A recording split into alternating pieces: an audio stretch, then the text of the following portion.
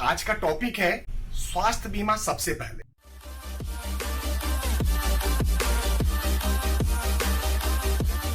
आपके मनी मंत्रा चैनल पे आपका फिर से हार्दिक स्वागत है।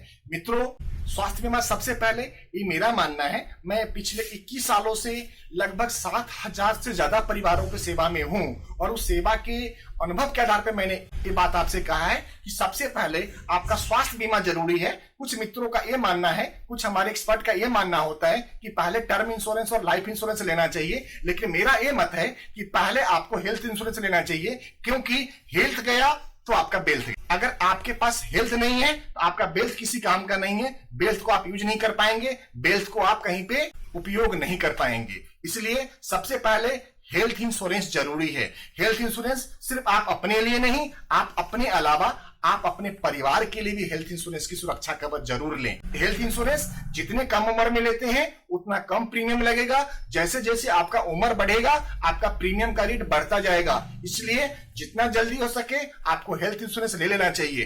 हेल्थ इंश्योरेंस लेते समय आपको इस बात का भी ध्यान रखना चाहिए कि आप किस कंपनी का हेल्थ इंश्योरेंस ले रहे हैं, उस कंपनी का क्लेम रेशियो क्या है, उस कंपनी का पिछला ट्रैक रिकॉर्ड क्या है, उसने पिछले कितने सालों से इस इंडस्ट्री में काम किया हुआ है। क्योंकि हेल्थ इंश्योरेंस में काफी तेजी से बदलाव हो रहा है। कई सारी कंपनियां अपने आप को बेच के इस इंडस्ट्री से बाहर जा रही है, क्योंकि ये हेल्थ इंश्योरेंस इंडस्ट्री प्रॉफिट का बिजनेस करने की इंडस्ट्री नहीं है, ये कमाई करने का जरिया नहीं है, ये सेवा का जरिया है। तो इस इंडस्ट्री में सिर्फ वही कंपनी सर्वाइव करेगी जिसका सोच हम आम पब्लिक, आम आदमी और अपने कस्टमरों की सेवा हो। अगर कोई यहाँ पे मेवा लेने के लिए आएगा तो कंपनी को बेच के जाना ही पड़ेगा। और पिछले 3-4-5 सालों में 3-4-5 कंपनियां अपने इस प्रोडक्ट को, इस कंपनी को बेच के जा चुकी है और अभी भी 2-3-4 कंपनियां सेल की लाइन में लगी हुई है। कभी भी आपको within 6 month to 1 year 2-3 कंपनियां आपको सेल करके जाती हुई नजर आ जाएगी। इसलिए जब भी आप इंश्योरेंस, हेल्थ इंश्योरेंस कंपनी का चयन करें, उसमें इस बात का जरूर ध्यान रखें कि इस हेल्थ इंश्योरेंस का मार्केट वैल्यू क्या है, वो कितने दिनों से इस काम को कर रही है, आगे उसकी फ्यूचर प्लानिंग क्या है, उसका हॉस्पिटल नेटवर्क कितना है। इस बात का भी पता कर लें कि जिस एरिया और जिस क्षेत्र में आप रह रहे हैं वहां पे आपके नजदीक में कौन कौन सा हॉस्पिटल आपका कैशलेस पैनल पे अवेलेबल है। क्योंकि कई बार ऐसा होता है कि आज आपने पॉलिसी करा ली, कल होकर के आज जब आप क्लेम लेने के लिए हॉस्पिटल में जा रहे हैं तो मालूम होता है कि वो हॉस्पिटल कैशलेस नेटवर्क से बाहर हो चुका है। इसलिए आप उस कंपनी के साथ में बन के रहें जिसका हॉस्पिटल नेटवर्क जो टीम है वो बड़ा हो और काफी ढंग से सुचारू रूप से काम करता हो। दोस्तों, मैं तो स्पष्ट रूप से इस मत से सहमत हूं कि आपको सिर्फ हेल्थ इंश्योरेंस कंपनी का ही प्रोडक्ट लेना चाहिए।